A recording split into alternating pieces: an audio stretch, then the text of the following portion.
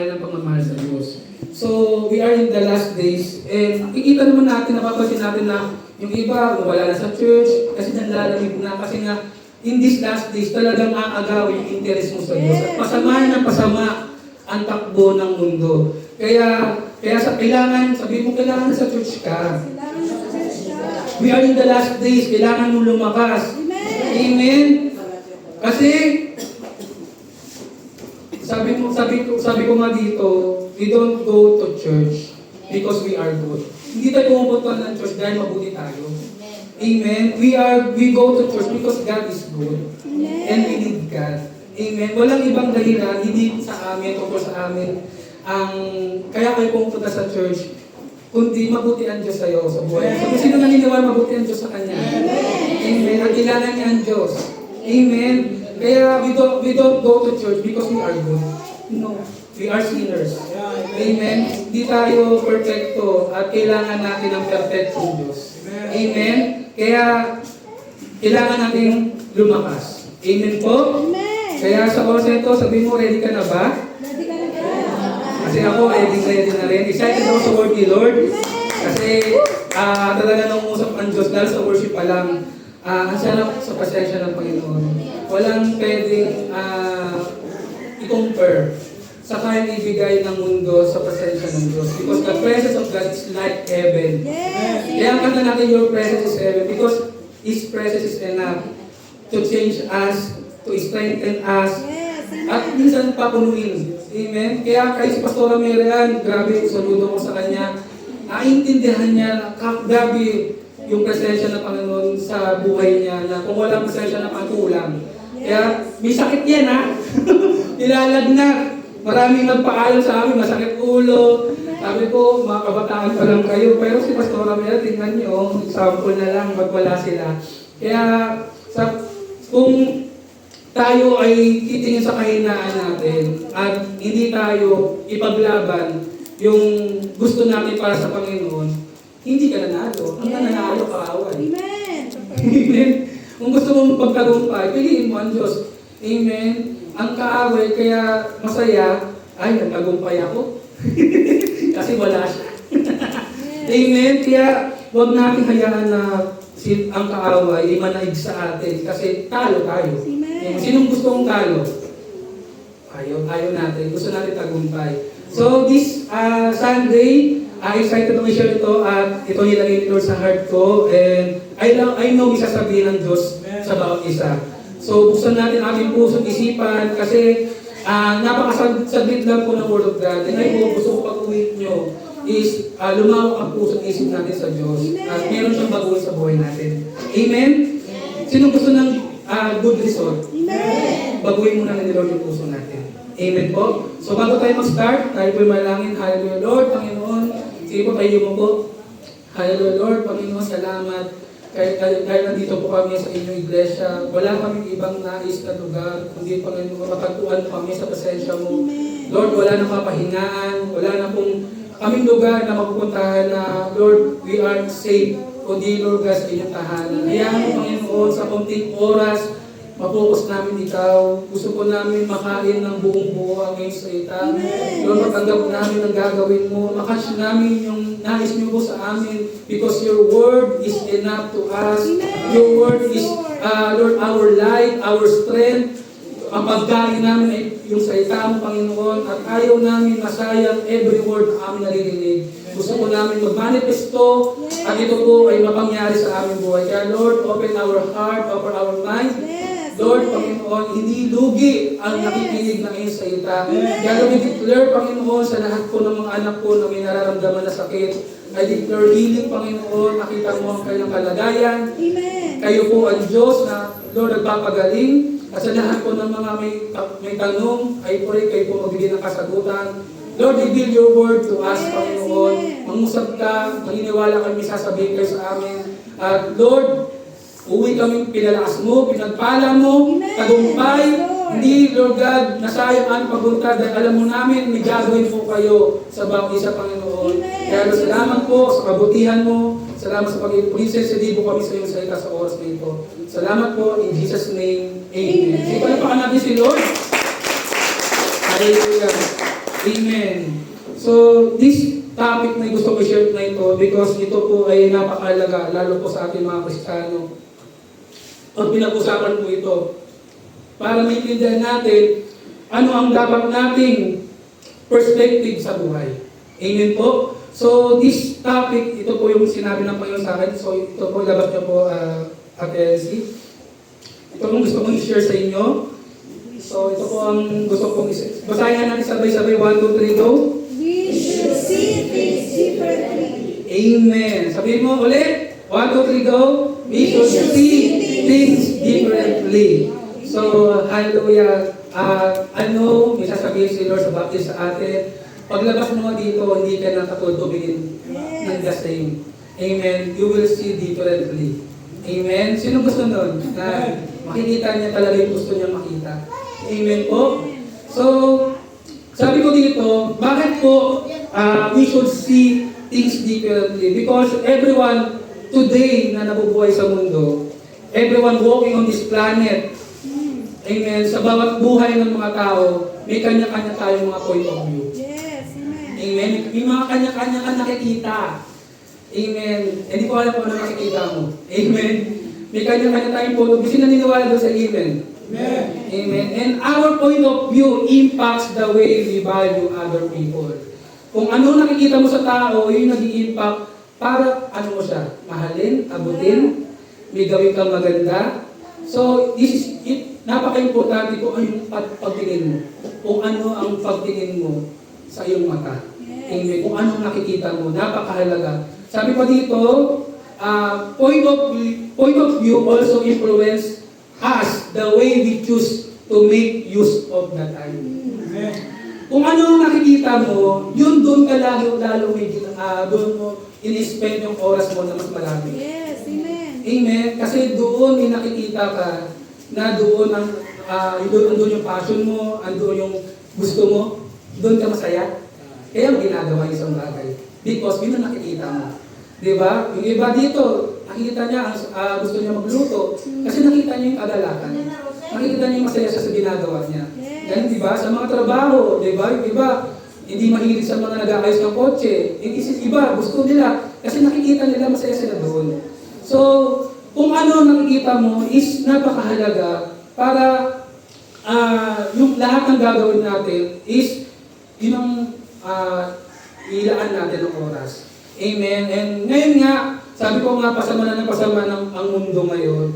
Sabi nga, the love of many will be cold, grow cold. Manlalamig. Yes. Amen. And ano yung naging dahilan? Bakit naging ganun? Ano yung nakita nila? Yes, amen. Ano man ang nakikita nila? Amen? Kaya sabihin natin, we should see things differently. Amen? Kailangan iba ang ating nakikita. Kailangan hindi nakatulad ng nakikita na katulad sa mundo. Amen? Sabi dito, through faith in Jesus Christ, we have been enabled to see things differently. We can see our sources of discomfort and trouble in a new way. Kahit may mga pagsubok ka, kahit mayroong kang hinaharap, kapag mayroong kang nakikita na hindi mo nakikita yung pagsubok mo, kaya mo tumayo. Kaya mo maging masaya. Amen. Kaya mo magpatuloy. Bakit? Iba kasi nakikita mo. Hindi ka nakatingin sa pagsubok. Hindi ka nakatingin sa trials na hinaharap mo. Kundi may iba kang nakikita. Amen? Kaya ano kaya yung magandang kahalagahan? Bakit gusto ng Diyos ituro, we should see things differently. Yes, amen. Amen? So, this is my foundation verse. Sabi sa Matthew 6 verse 22-23, the lamp of the body is the eye. If therefore your eye is good, your whole body will be full of light. Yes. But if your eye is bad, your whole body will be full of darkness. Amen. If therefore the light that is in you is darkness, how great is that darkness? Sabi doon, ang ating mata daw is ilaw ng aking mga katawan. Amen? If your eye is healthy, then your heart is healthy. Amen? Amen. Ibig sabihin, kung malinaw yung paningin mo, yung puso mo, healthy, maayos. Amen. Amen? So, kung kung maayos yung puso natin, maayos yung outcome, maayos yung ginagawa natin. So, if our eye is healthy, signifies a heart that is pure. Yes. Focus. Amen? Dedicated. Sabi mo, ikaw ba yan? Yan. Nagpo-focus yung puso. Pure. Amen? Nagsiserve kay Lord. Sabi dito, when your eye is healthy, then your whole life is full of light. Meaning, you're spiritually aware and masaya ka sa buhay mo. And nag-reflect, nakikita ng mga tao yung pagmamahal ng Diyos. Yes. Amen. So, napakahalaga na ang ating mga mata is maging malinaw, maging maayos. Amen? Sabi dito, but if your eye is unhealthy, then your heart is not healthy. Amen? Yes. Kung yung mata natin, puno na ng kadip, hindi na malinaw, hindi na nakikita ilaw, kundi madilim na. Amen? Ganon din yung puso natin. So your life is full of darkness, meaning you are spiritually blind. Bulag ka. Amen? Kung wala pala yung liwanag ng Diyos, you are blind. Yes. Kahit, Amen. kahit yung mata mo na nakakita, hindi yan yung mata na talagang sinasabi ng Diyos na makakita. Kundi yung mata na, yung puso mo kapag nakita, okay yung heart mo. Yes. Amen. Amen? Kaya maraming tao ganito, filled of negativity. Sino may kilala nun? Puro negative. Baka yung mata niya, hindi na malinaw. Amen? Iba dito? Amen? Maraming iniisip lang ang sarili. Amen? Living a life that is not aligned with God. Hindi patungo sa Diyos. Amen? If your eye is not healthy, yung direction mo is hindi mabuti, kundi papunta sa kapahamakan. Amen? Sino gusto na, Lord, ayoko na mangyari yung gano'n. Yes. Ayoko maranasan yun, Lord. Amen? Sabi dito, kaya pala, ang mga tao ngayon are sa labas, if wala silang Panginoon sa buhay nila, ang kanilang paningin, ang kanilang pananaw is puro din masama. Kaya nagkalat sa mga balita, patayan dito, krimen dito, because in this world, pag wala ang Diyos, cruel, Yes. Amen. magulo. Amen? Kaya you need your eye is healthy, malinaw. Amen? Nakakita yan ng liwanag. Amen. Amen? Kaya sabi mo, uy kapatid, sabi mo, okay ba yung mata mo? Amen? Pa-check up muna kay Lord yan. Amen? Yes. Maaaring iba nakikita niyan. Iba ang nais niyan. Amen? Sabi dito, if the light within you is darkness, anong outcome ng tao? Hindi, ganoon din. Masama din ang kanilang puso. Yes. Kaya, makikita mo, bata pa lang, ganun na agad ang ugali. Because, ang laman ng puso, kasamaan na. Kasi kung ano ang nakikita ng mata, Yes. kung ano ang pumapasok dyan, nakokontaminate ang puso. Amen? Kaya, sabihin mo sa katabi mo, huwag mong paghariin ang kadiliman. Huwag mong paghariin ang kaaway. Yes. Amen. Amen? We are in the darkness na sa labas. Lahat ng mga nangyayari dyan is hindi na normal. Amen? Kahit kita-kita ka na dyan, may mag-aaway na, may mga nasusuntukan na, di ba? Iba na mga salitaan. Kasi nga, napaka hindi maganda na kung wala ang Diyos, magulo talaga Yes, ang buhay ng amen. tao. Amen? Kaya, kung ang puso mo, yung mata mo, ay hindi na liwanag ang nakikita, pa-check up tayo kay Lord. Amen? Baka nandun ka na sa darkness at you are totally, di mo na alam kung saan mapatungo. Amen? Kaya sabi dito, as much as we need to see things differently, sometimes, kung gusto natin makakita ng iba, differently, amen, sometimes, kailangan natin ng bagong perspective. Yes. Amen. Bagong perspective. Amen? Ibig sabihin, bagong pagtingin. Kung ano nakikita mo, hindi ikaw nakatingin dito sa mata mo, kundi may bagong perspective na nilagay ang Diyos sa iyo. Amen? Yes. So, as much as we need to see things differently, kailangan ibahin mo rin yung pananaw ng pag-iisip mo. Amen? Iba yung paniniwala mo. Amen? You need to change your perspective. Amen? Yung paniniwala mo. Amen?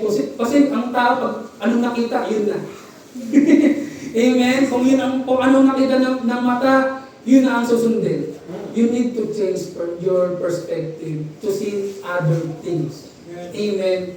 Kasi mayroong gustong ipakita ang Diyos sa'yo, hindi natin nakikita because meron tayong Yes. ibang mata na ginagamit. Gamitin natin ang mata ng Diyos. Amen. Amen? So sabi ni Lord, sa John 8 verse 12, sabi nito, I am the light of the world. Whosoever follows me will not walk in darkness, Yes. Amen. but will have the light of life. Amen? Sino masaya na ang Panginoong Jesus ang ilaw ng mundo? Amen. Amen? Parang sa church, parang wala tayong kausap pa. Andiyan pa ba kayo? May kausap ba ako? Sabihin mo, gising. Baka iba na yung mata mo, iba na, nakapikit na yan. Hindi na nakikita, wala nakikita. Amen. Sabihin mo, gising. Amen. Sabi ni Lord, siya ang ilaw ng mundo. At sino daw ang sumusunod sa Kanya ay hindi na kailanman lalakad sa kasamaan. Amen. At siya ay may ilaw ng buhay. Amen. So, salamat sa Panginoon because dumating siya sa ating buhay. Hindi na tayo blind. Ano, hindi ka na bulag. Amen. Hindi ka na agad madadaya. Yes. Amen. Amen. Hindi ka na agad maniniwala. Kasi marami ngayon, ang tama nagiging mali. At ang mali nagiging tama.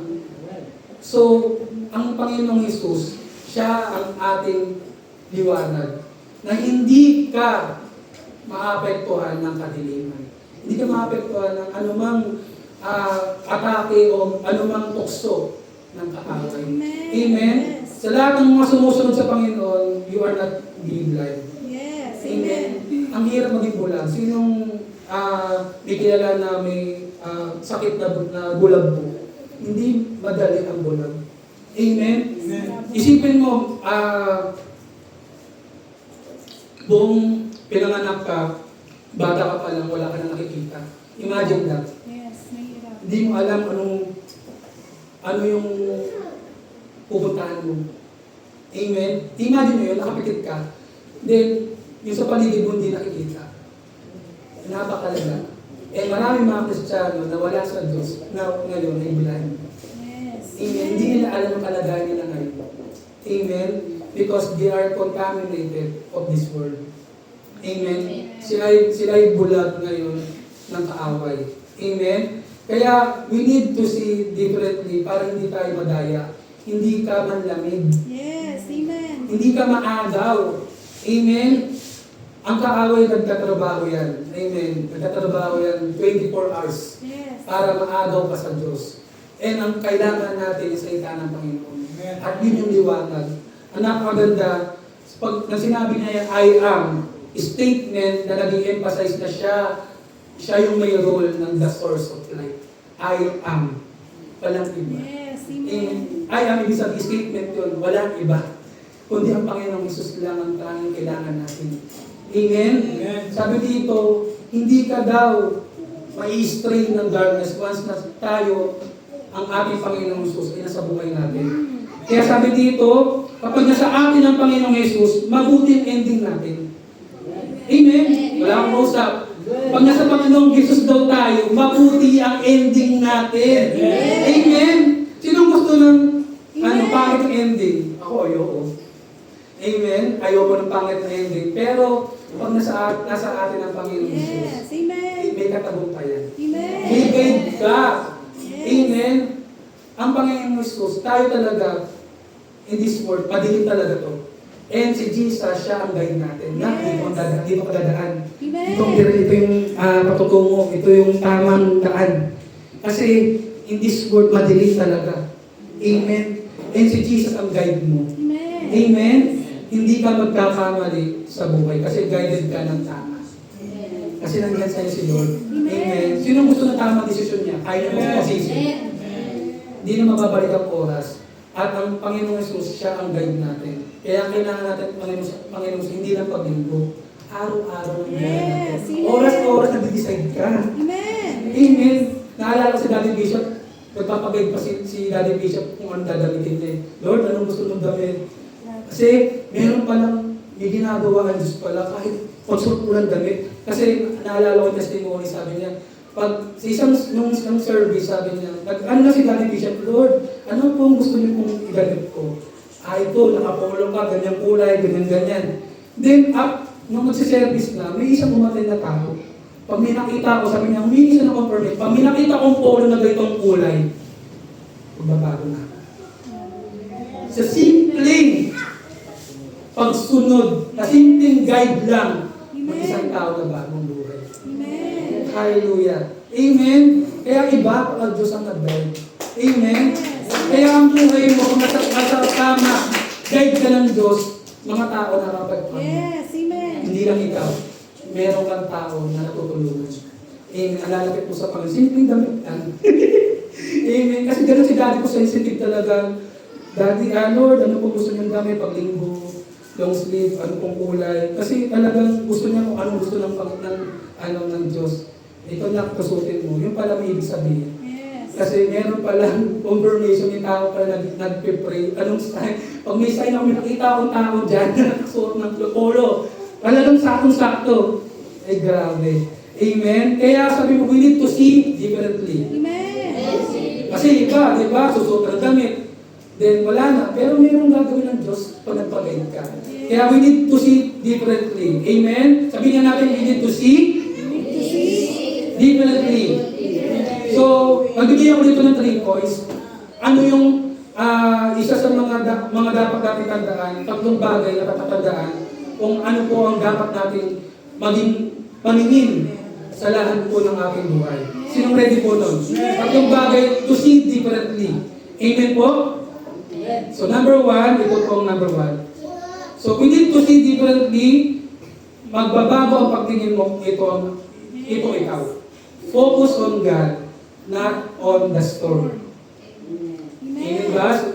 Hello church? Amen. Focus. Sabi mo focus ka kay Lord. Amen. Amen. Sabi mo focus ka. O iba yung focus mo ngayon. Amen. Iba ang tinitingnan mo.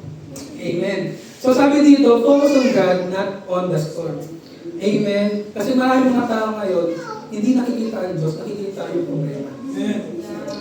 At hindi niya nakikita yung solusyon ng Diyos sa buhay nila. Kaya, ang problema, ang laki. Ang laki.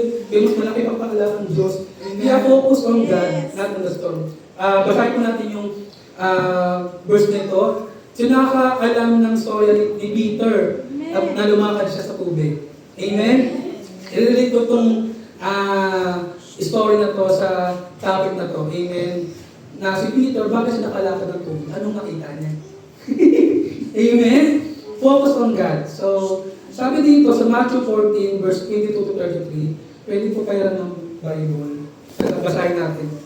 Ayan. Basahin po natin sa Matthew 14. Ito po yung tapos na po si Jesus magpakain ng 5,000 na katao. So tapos na siya maghimala nito, then pupunta ulit sila sa ibang lugar.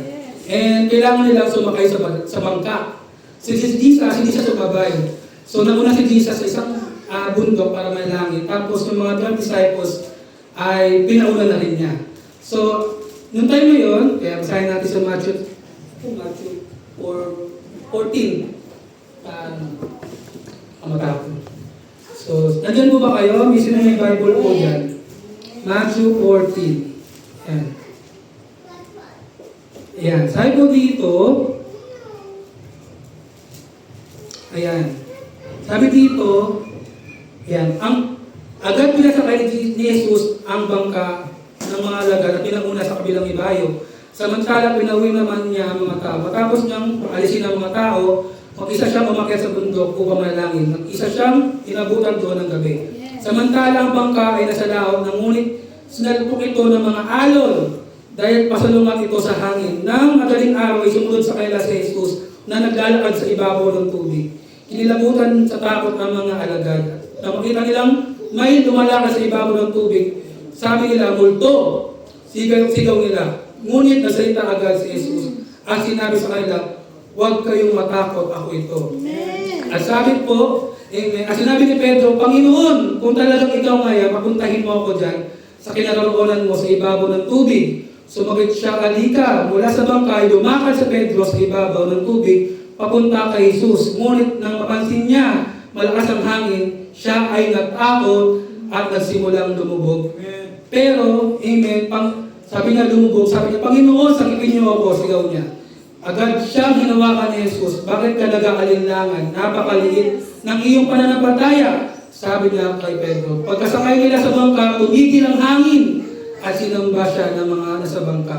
Tunay nga po kayo ang anak ng Diyos, sabi nila. Amen. So sabi dito, focusing on God instead on the storm, involving trusting in His promise, in His power, even we face with difficult times. So, amen. Si Pedro, nung time na yun, amen, di ba binabagyo sila? Pero even kahit nasa bagyo sila, ang Diyos, pag tayo ay nakatingin sa Kanya, hindi natin makikita ang story. Hindi natin makikita yung trouble. Amen. Kasi maraming mga Kristiyano nangihina because hindi nila nakikita ang Panginoong Jesus. They see differently at namamagnify yung problema. Amen. At doon sila nawawalan ng pag-asa. Amen. Amen. Pero si Pedro, even in the storm, amen, nung nakita niya si Jesus, Jesus, tama ako dyan kung saan ka. At naranasan ni Pedro, yung isa na wala nang nakagawa na siya lang ang nakakalakad sa tubig. In history, siya lang ang naka-record na nakalakad sa tubig. Yung iba siguro magician, meron yung daya. Pero si Pedro ang naka-record na siya ang unang tao nakalakad sa tubig. Sinong kaya nun? Amen. Even in the storm, Amen. kaya magimala ang Diyos sa'yo. Yes. Amen. Kasi iba ang nakikita mo, hindi yung problema, kundi yung kayang gawin ng Diyos sa'yo. Sabi niya, kung nagagawa mo yung Panginoon sumakay sa tubig, ako din. Amen. Kahit ikaw ay nasa problema, pwede ka pa rin maging pagpapala. Amen. Pwede ka pa rin, ikaw pa rin maging tulong. Ikaw pa rin maging encouragement. Meron ka ng pagsubok. Ikaw pa nag-i-encourage. Ikaw siya pa yung tao na, grabe, kahit may problema to, pero grabe, iba yung faith niya, iba yung ano. Lalo siyang napalakas. Lalo siyang hindi sumuko. Amen? Pero, nung tumingin si Pedro sa storm na distraction, may tubig, umaalon, doon siya lumubog. Kaya pag tumingin ka sa pagsubok, ilulubog ka ng pagsubok. Amen? Ilulubog ka talaga hanggang sa hindi ka na makaano. Pero, ang napakaganda, may pangako ang Diyos. Hindi ka niya iiwan at pababayaan. Amen? Kaya, focusing on God, choosing to look to Him. Kailangan tumingin ka lang sa Kanya. Tumingin ka sa kalakasan na kaya niyang ibigay sa iyo. Rather, i-consume ka ng mga negative ng problema. Kasi, amen, ang problema, walang ibibigay sa atin ng kundi stress. Agod, panghihina. Amen? Kati na mo katabi mo. Masaya ba yan? Huwag ngumiti agad doon. Amen? Hindi yan hindi yan nakatingin ngayon sa problema. Kasi nakatingin siya sa Diyos kasi masaya siya. Amen? Kaya dito, sabi dito, when you focus to God, i-remember natin yung mga pangako niya, yung salita niya. Amen? At pag tayo nakapokus sa Kanya, we will pray strength. Sa Kanya tayo aasa. Amen? And when we focus to God, ito ang dapat ginagawa natin. Nagsisip tayo ng guidance. Amen? And we focus to God because acknowledge your limitation. May limitation ka lang. Hindi mo kaya, kaya ibibigay mo sa Diyos ang lahat.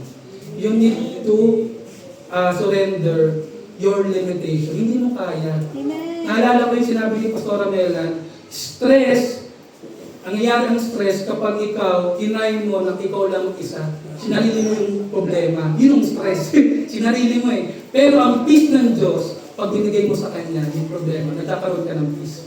Yun ang ibig sabihin. Kaya ka nag-stress kasi ginagawa mo sa sarili mong diskarte. Amen? Kaya sabi mo, acknowledge your limitation. Meron kang limitation, hindi mo kaya. Amen? And focus to God, trust God, He is working. May ginagawa Diyos. Sabihin mo sa katabi mo, may ginagawa si Lord sa'yo. And lastly, focus to God, focus on the good thing. Focus ka sa mga magagandang bagay, magagandang nangyayari sa'yo. Huwag ka tumingin na, ito na naman, walang tubig. Naalala ko, lagi mo narinig dito, walang tubig. Focus ka, may tubig naman. May rason naman eh. Huwag ka mag-focus na, may stress ka lalo. Ang malaga, may tubig. Amen? Iba yung tinitingnan mo yung problema, pero tinitingnan mo, may provide sila.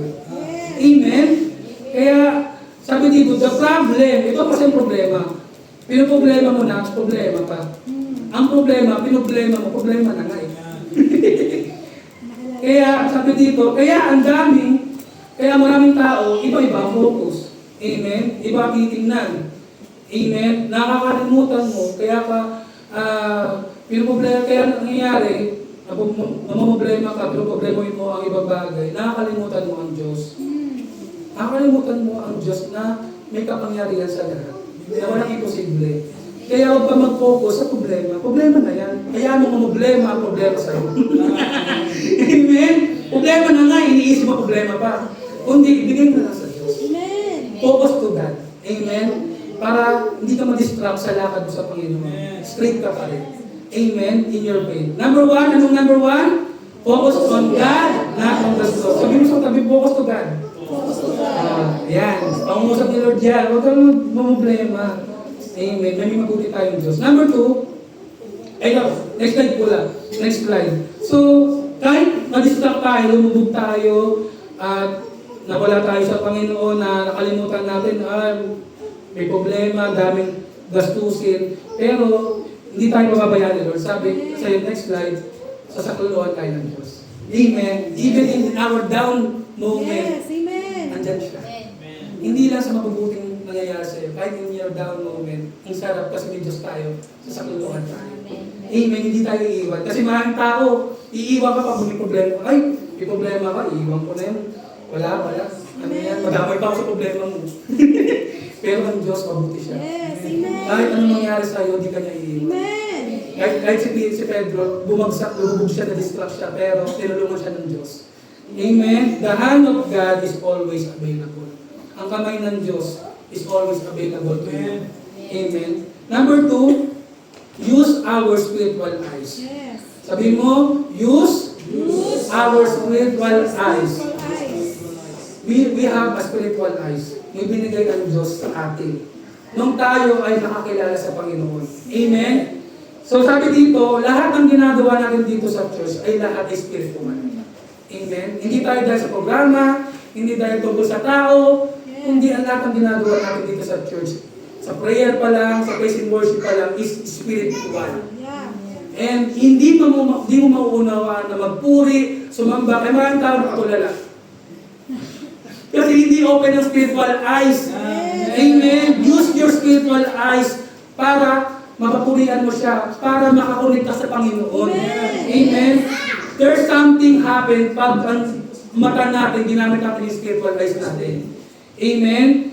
Kasi makikita mo ang ginagawa ng Diyos. Naalala ko, bago pa lang akong youth, the Bible nun, nakakita ko, umiikot na anghel habang the Bible. Ay, ano yun, umiikot-ikot. Sabi, ako lang mo nakakita nun. Nakaopen na pa yung spiritual eye. Sabi ni Daddy Bishop, andito yung mga anghel ng Diyos, na-confirm. Kaya sabi ko, kaya mong makita yung ginagawa ng Diyos kapag open yung spiritual eyes. Kaya may ibang mga tao, pag open spiritual eyes, makikita nila mga angel, mga spiritual being. Amen. Kahit kakawal makikita mo. Amen. Pag open spiritual eyes mo, alam mo, kakaway to. Inaatake ako eh. Halimbawa, iniinis ka, alam mo, hindi yung tao ang may ginagawa, kundi yung kakaway para magkamali ka. Amen? Kaya use your spiritual eyes pag sensitive ka.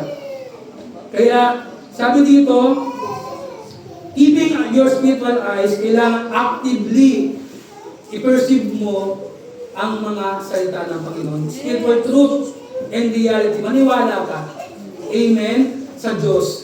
Kasi, pag in-open mo ang spiritual eyes mo, amen, meron siyang gagawin sa'yo. Yes, amen. Amen?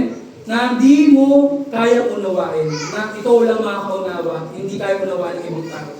Kaya maraming tao, pag hindi open spiritual eyes, ibang mga pamilya, ba't mo sisimba? Simba-simba ka pa, wala ka namang nangyayari sa buhay mo. Kasi hindi open spiritual eyes. Pero yung isang tao na kahit may problema, pupunta ko rin ako sa church. Kasi alam ko, kailangan ko ang Panginoon. Sasagutin niya ako. Sasagutin niya ako sa oras ko. Amen? Di mo alam. Di mo alam.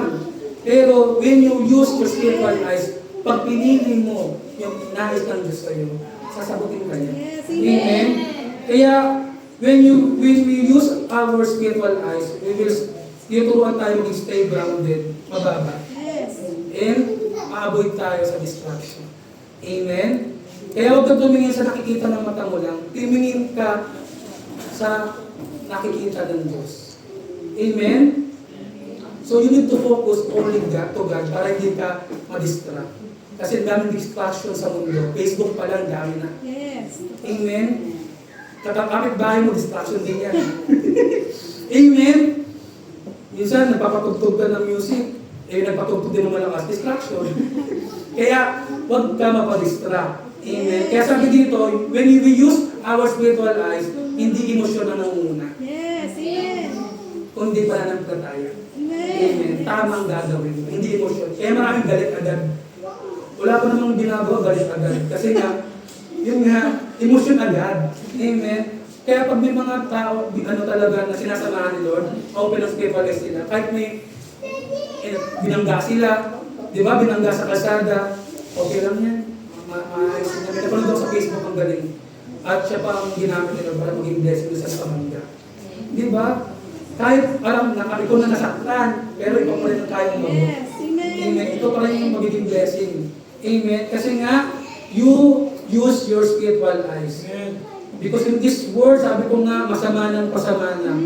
Eh, huwag mong hayaan na magbulagin ka ng takbo ng mundo ito. Amen. Yes.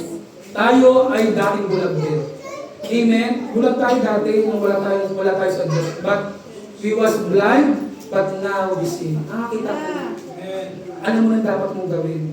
Kaya, pag ikaw, sasabihan ka na, punta mo na ako dito sa ganitong ganyan. Tara, punta tayo, labas tayo. Linggo, ganyan. Tayo, outing, ganyan. Eh, nakita bukas ng spiritual eyes mo. Magpipiliin ko yung Panginoon. Amen. Kasi alam ko ang kahalagaan. Amen. Kaya si Pastor Ramian, grabe yan talaga. Open spiritual eyes niyan. Kahit may sakit, pwede siya mag-excuse. Yes. Kasi maraming tao ngayon, ito nakakalungkot. Ginagamit din ang dahilan. Linggo-linggo nagkakasakit. Linggo na linggo doon nagkakasakit. May pa nga napakinggan ako na minsan, tinataon nila ang linggo doon sila magkakasakit. Di ba? Ang lala. Kasi nga, hindi open ang spiritual eyes. Kaya pag marami tayong excuses, walang mangyayari sa atin. Yes, amen. Walang resulta. Sabi ko nga doon, how to have result, dapat walang excuse. Yes. Kung gusto mo magamitin ni Lord, pag-gamit ka, huwag ka mag-excuse. Hindi mo, Pastor Ramian, pwede siya mag-excuse. May lubos yan, ha? May lubos ang sakit. Pwede siya sa bahay na lang siya dapat posisimba. Okay lang nga, kasi understandable.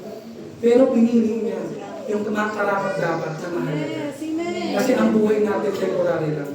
Mag-invest ka na. Amen. Habang bubuhay ka pa. Amen.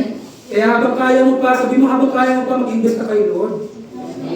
Huwag mo nang hintayin na tumanda ka. Kung di na lang yung panahon mo, sabi ng Ate Mai, life starts 40. Yung mo na maisip, 40 years old na ako, ay ito yung totoong buhay. Habang bata ka pa, I tell you, ayaw ko magkaroon ng regret ka. Ayaw ko dumating ang tayo magsisisi ka na dapat malakas na naglingkod na kay Lord. Pinili ko na ang Diyos. Because ang mahalaga, ang buhay natin ay nasa Diyos. Amen? So when you use our spiritual eyes, amen, you discern what is right and what is wrong. Yes, amen. You will discern what is right and what is wrong. Yes. Alam mo ang tama, alam mo ang mali. Alam mo ang totoo, alam mo ang hindi. Amen. Alam mo ang kasinungalingan, alam mo ang totoo. If you use your spiritual eyes, you will discern what is right and what is wrong. Amen? Huwag tayong magpapadaya sa takbo ng mundong ito. Amen? Ayaw natin mangyari na magkaroon tayo ng mga consequence. Kaya sabi ni Lord, use your spiritual eyes. Amen. Kasi nasa atin ang Panginoon. Amen? Pangatlo, ito na po yung pangatlo. Ay, next slide. Yan, hindi ko ito nasabi. Sabi dito sa 2 Kings 6 verse 17, itong kwento na to, ayan, and Elisha prayed, open his eye, Lord, so that he may see. So itong kwento na to, konting share ko lang to. Amen. Itong time na to, yung Israel, si Elisha, nakakilala kay Elisha. So, yung Syria, gustong girahin yung Israel. Amen. And, nung time na yon, lulusugin ng Israel, yung alipin ni Elisha, nakita niya, ang daming, nakita mo ba Elisha, ang daming mga sundalo. Pupunta ka sa susunod tayo, gigirahin. So, sabi ni Elisha, sabi mo, buksan mo nga mga mata mo. Sabi niya, kasi kaunti na sila, mo dami natin. Kasi nung time na yun, di mo intindihan. So nag-pray si Elisha, sabi niya, Elisha pray, open his eye, Lord, so that he may see. Nung pinag-pray ni Elisha, nakita ng mga alipin. Oo nga, ang dami natin pala. Ang dami lang natin mga kakampi. Ibig sabihin, pag binuksan ng Diyos ang mata mo, kala mo kaunti lang kayo, kala mo wala ka. Kala mo wala ka ng kakampi. Hindi mo alam pag binuksan mo, mga anghel kasama. Yes, amen. Sa iyong laban, hindi ka nag-iisa. Pag binuksan mo mata mo, hindi kasama ka. Andiyan yung mga anghel na may ginagawa. Amen? Yung, di ba? Kung minaalala kayo, di ba? Muntik-muntik ka na mabangga. Muntik-muntik ka na ma-aksidente. Anong nangyari naligtas ka? Bakit? May mga anghel na may ginagawa na iniingatan ka. Yes, amen. Hindi yung aksidente. Kasi nga, when you use your spiritual eyes, si Lord will. Amen? Kaya, ganoon din nangyari sa kanya na open mo nga yung mata nito para makita niya yung nangyayari talaga. Nakita, napalakas siya. Amen? So, next slide. 2 Corinthians 4 verse 18, while we do not look at the things which are seen, but at the things which are not seen. For the things which are seen are temporary, but the things which are not seen are eternal. So, sabi dito, amen, huwag kang masyadong ma-inlove sa nakikita mo. Marami kasing sobrang eager talaga sa pera, sa fame, sa material. Gusto ko ng magandang damit, gusto ko ng magandang bahay. Sabi dito, while we do not look at the things which are seen, but at the things are not seen. Kita nakatingin sa mga nakikita lang, kundi sa mga bagay na hindi nakikita. Because sabi dito, for the things which are seen are temporary. Temporary lang yan. Kung pera mo, magandang bahay, temporary lang yan. Huwag kang mag-focus doon. Okay na, maganda, bubuhay tayo, magkaroon tayo ng bahay. Pero, huwag naman sana na mag-focus tayo, nakalimutan na natin ng Diyos. Amen? Okay na mangarap tayo, huwag natin kakalimutan ng Diyos. Amen? Marami kasi nagustong mag-business, nagtrabaho. Pray mo ko, pastor, magkaroon ng trabaho. Pag nagkaroon ng trabaho, nawala na sa church. Pinagpay. Ang nangyari, ginamit lang si Lord. Amen? Kaya sabi dito, huwag kang mag-invest sa mga nakikita mo lang.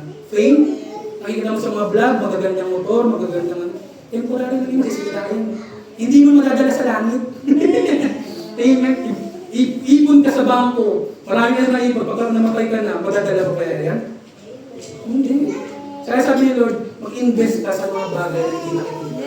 Yung paglilingkod mo, yung pag-pray mo, yung pagtulong mo sa tao, yung pagbibigay mo sa church. Yan, investment mo yan. Amen. Because sabi doon, yung mga bagay na hindi nakikita are eternal. Wala kang yan. Amen. Invest ka na habang nabubuhay ka sa mga bagay na walang hanggan. Amen. Hallelujah. So, eternity is so much longer than this life. Mas mahaba ang eternity. Kung alam mo lang, mas mahaba ang eternity sa buhay mo ngayon. Wala nga nakakaabot ng 100, di ba? 100 years old. Pero ang eternal, walang hanggan. Lampas-pas 100 years old. Kaya saan mag-i-invest? Pang temporary o pang eternal? Pang eternal. Because eternal will last forever. Amen? And God is eternal. Amen. Huwag niyong natin makalimutan na ang Diyos ay pang-eternal. Kaya, maparad ka, sabi maparad ka na dito ko sa church. Pinili mo yung mga bagay na pangkawalang hanggan. And this is my last, pangatlo. Ano yung pangalawa? Use your Spiritual eyes. pangatlo, a heart for one. So sabi dito, we must see like Jesus sees sa tao. Yes. Amen. Love one another. A heart for one. Pag ano ba siya sabi dito, a heart for one? Sabi dito, mahal ng Diyos ang tao, kaya mahal natin ang tao. Kaya culture natin dito, we love people. Amen? Kaya sabi dito, next slide, Luke 15 verse 4, What a man among you, if he has 100 sheep and loses one of them, does not leave the 99 and the pasture and go after one that is lost Amen. until he finds it. Sabi dito sa parable na to, yung isa nawawala. Sabi na dito, yung pastor, hindi niya hahayaan na nawala isa. Iiwan yung 99, hahanapin yung isa. Amen. Then, what a pastor kung di si Jesus lang to. Amen. Sabi dito po ang pinaka-famous parable ni Jesus na sabi na dito, He shows us why if we have the heart of God, we will have the heart for one. Amen. For the one person who doesn't know God, for the one person who need to hear the gospel, Yes. for the one person who is lost and need to be found. I am grateful because hinanap ako ng Diyos. Amen. Hinanap ako ni Lord sa school. Amen. Maraming tao dito, maraming mga andito sa church, hinanap ka ni Lord. Yes. Amen. Dapat prayer lang natin po ang simbahan dito. At hindi aksidente na nagkaroon ng simbahan dito. Yes, Bakit? amen. Hinanap ka ng Diyos. Amen. Yes. Mahal ka ng Diyos. Amen. Mahal ka ng Panginoon. Kaya ako nagkaroon ng simbahan. Kaya marami nagkaroon na Lord, sagot mo yung prayer. Ngayon, dinadaan-daan lang yung simbahan. Amen. Huwag naman sana. Sabi ko nga, maintindihan lang natin ang isang bahay kung pag nawala na. Diba? Ma-appreciate mo na lang yung isang bahay kung nawala na. Yes. Kaya napaka-bless na habang nandito pa tayo. Malapit na ang church. Amen. Kung iisipin nga kami po, galing pa po kami sa Pastor Rodel, galing pa sa Naib at Pastora Marian. Kayo, ang Diyos sobrang buting. Yes. Dinala niya ang church malapit, galakad na lang tayo. Amen. Minsan tinatamad pa tayo, wala pa yung gana, linggo na linggo, doon tayo nagkakasakit. Amen. Huwag mong hayaan masayang yung mga bagay na ginagawa nila. Kasi mahal ka niya. Amen. And I am blessed, isa ako sa one na nawala. And natagpuan niya. Amen. At ikaw din, isa ka rin na nawala na isa. Hinanap ka niya. And amen. At may mga ginamit siyang tao. Kaya, the problem, amen, sa oras na ito, sa panahon natin, amen, maraming tao nakapokus ka sa loob ng church. Sa religion. Amen. Maraming gusto sa loob na ng church sa focus. Pero ang ginawa ni Jesus, Jesus cared about the one that was outside. Yes. Amen. Si Jesus hindi siya nag-focus sa loob. Nag-focus siya sa labas. Kaya tayo, we need to have a heart for one. Amen? Kasi ikaw rin yun. Amen? God sees everyone who doesn't know Him as someone who is lost. Amen? You need to begin to see a person far from God. Kailangan isipin mo yung isang tao malayo sa Diyos at magkaroon ka ng compassion. Amen? The same way you see a child, yung anak mo, parang may anak ka, na yung anak mo nawawala. Di alam ko sa patungo. Magkaroon ka ng compassion na gano'n sa tao. Maraming tao lost. Hindi nila alam kung saan sila patungo. They are in the darkness. Yes. Amen? And you need to be a vessel. Amen? Sabihin mo, mahal mo ba ako? Mahal mo ba si Lord? Mahal mo ba si Lord? Kung mahal natin ng Diyos, mahal natin ng tao. Amen. Because ang pinaka-heartbeat ng Diyos, kita. Kaya nga siya namatay. Sinampiling kasalanan na hindi dapat. Karapat-dapat. Pero binigay niya yun dahil mahal niya ang tao. Amen. How much it costs, di ba? Yung kasalanan mo na sa cross, sino tayo? Amen. We are not deserved na tayo ay iligtas at patawarin ng Panginoon. Pero kahit hindi tayo tapat, ginawa niya ang lahat. Amen. Amen? Kaya, when we begin to see kung ano nakikita ng Diyos, kailangan makita natin kung ano nakikita ng Diyos. We will not only have compassion. Kapag nakita natin yung paningin ng Diyos sa tao, we will not only have compassion and grace for them, but we will experience a sense of urgency in sharing in faith with them so they can come to know Jesus like we know Jesus. Kung meron tayong meron kang compassion, yung grace na natanggap mo sa Panginoon, hindi ka nananahimik sa isang lugar, kundi yung pag-asa na meron ka, kasabog yan, na kailangan i-share. Naalala ko, si Mami Bishop, nag-share lang siya sa taxi. Kinakausap niya, kinakamusta niya. Hindi hanggang sa after ng mga kaunting oras na kinakausap niya na about Taylor. Taxi driver lang yan.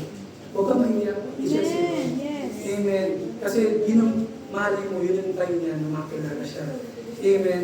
Kaya, yung ginagawa niya na Mami, na-experience ko rin po yun na ginagawa ko na rin pag may mga Grab, kinakausap ko yung driver, hanggang sa nauwi na kami kay Lord. Na alam mo po, ang gulo na ng mundo, pero nasa-share mo si Jesus na kailangan natin ng Panginoon at mahal ko kayo ng Diyos.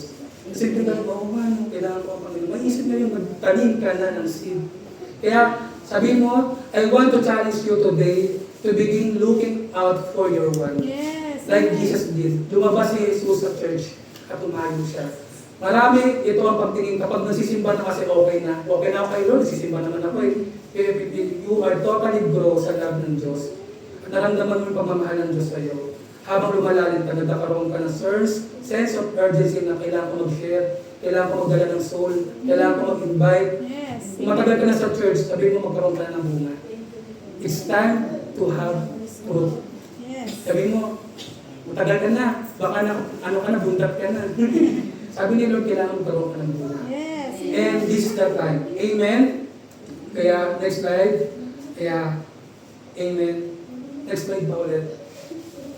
So, you are valuable to God. Amen. Mahalaga ka sa Diyos. Sabi sa tabi mo, mahalaga ka sa Diyos. You are precious to God kasi binigay niya ang buhay niya sa iyo. At hindi ka basta-basta. Ipapakita ko sa inyo yung picture. Sinakita na to. Nakikita niyo yung painting. Painting yan eh. Yung painting na yan is pa mag-interchange. And halaga po niyan is $300 million. Kinumpit ko sa peso, nasa 16 billion, 600 billion. Grabe. 2015, binili ko yung painting na yan. Kung isipin natin, anong painting yan? Wala akong maintindihan. Parang tingin mo pangit. Di ba? Di ba? Parang, halagang $300 million yan, parang 20 pesos na ano. Di ba? Iba, 50 pesos lang. $300 million, napakalaking pera po yun. Kaya mo nang bilhin siguro, Pilipinas siguro. Sa ganun kalaking pera. Pero, ang halaga po niyan, $300 million. Isang painting lang po yan. So, ang nag-paint po niyan is William de Kooning. Siya po ang pinaka-founder ng abstract expressionism. Yung mga abstract, yung mga painting na hindi mo alam, may tindahan, pero pag ganun lang. Siya ang founder niyan. So, siya po ang may-ari niyan at binenta niya ng 16 billion. So, bakit? Ano nakita nila? Ano nakita nila sa painting? Sabi mo, ano nakita nila? Ano nakita nila? Because the painting is valuable. Yes. Sino yung gumawa? Amen. Sabi mo, sino yung gumawa? Gumawa. At nakita nila yung valuable. Ay, mahalaga ito. Sabi dito, beauty is the eye of the beholder. Ang kagandahan nasa kung ano sino yung may mata. Amen. Sino yung nakikita. Kung yung mata nakikita kagandahan, siya ang beholder. Amen. Beauty is the eye of the beholder. So, parang tayo yan.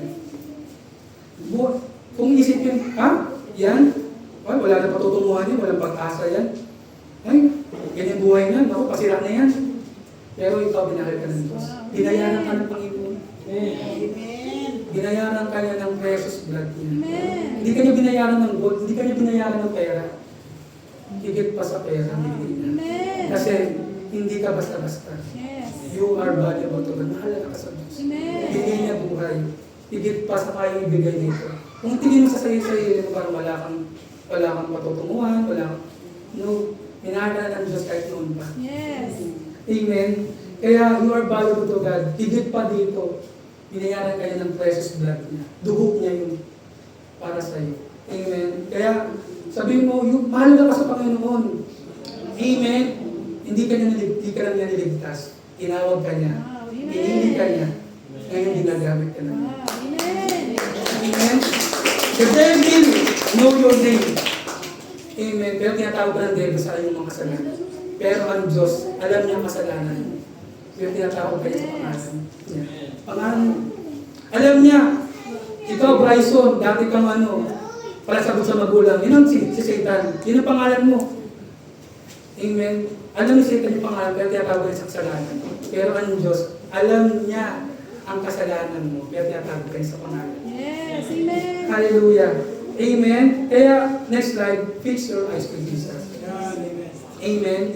Sa ating pananampalataya, habang tayo nabubuhay, habang tayo naglilingkod, habang tayo nagpapatuloy sa Panginoon, habang tayo nabubuhay sa mundong ito, fix your eyes to Jesus. He is the author and the perfecter of our faith. Amen. Kaya hindi sa tao, huwag ka tumingin sa tao, huwag ka tumingin sa presidente, huwag ka tumingin sa amin.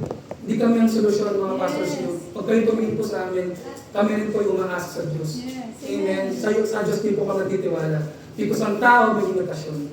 Sabi mo may limitasyon, ikaw may limitasyon ka lang. Huwag ka umasa sa akin. Kung ikaw ay may asawa, huwag ka umasa sa akin, sa Diyos ka umasa. Kasi ang tao may hangganan lang, pero ang Diyos walang hanggan. Amen. Kaya ka nakapagpatuloy, kaya ang church po ito, amen, nakatayo po, nakapagpatuloy because ang Diyos ko ang pundasyon. Sa Diyos po kami tumitingin. Kaya His grace is always enough sa ating mga kahinaan.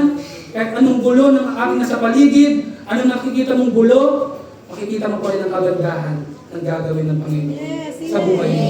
Amen. Kahit anong sira ng tao, kahit anong sira ng buhay mo.